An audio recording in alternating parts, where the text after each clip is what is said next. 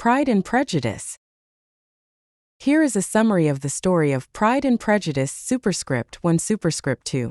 The story follows the development of Elizabeth Bennet, the protagonist, who learns about the consequences of hasty judgments and comes to appreciate the difference between superficial goodness and actual goodness. The novel is set in rural England at the turn of the 19th century and follows the Bennet family, which includes 5 very different sisters. Mr. Bennet is the family patriarch and is fond of his 2 eldest daughters, especially his favorite, Elizabeth, but takes a passive interest in the younger ones, ultimately failing to curb their childish instincts. The modest family estate is to be inherited by William Collins, Mr. Bennet's nephew, who is the next male in line, and Mrs. Bennet is rightfully concerned about the fate of her daughters if they do not marry. Throughout the novel, the Bennet sisters encounter several eligible bachelors, including Charles Bingley, Darcy, Lieutenant George Wickham, and Collins.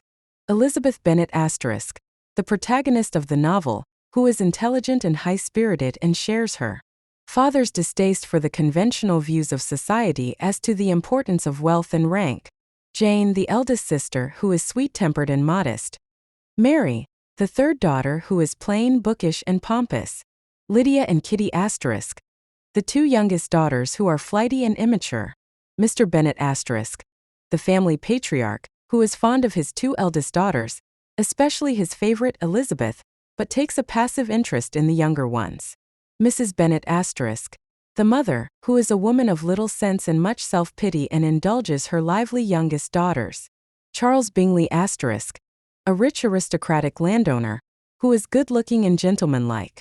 Fitzwilliam Darcy *, a rich aristocratic landowner, who believes in the natural superiority of the wealthy landed gentry, and is arrogant but perceptive.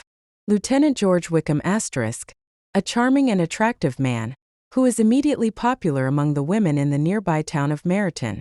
William Collins *, a clergyman, who is not a sensible man and the deficiency of nature, had been but little assisted by education or society. The inn,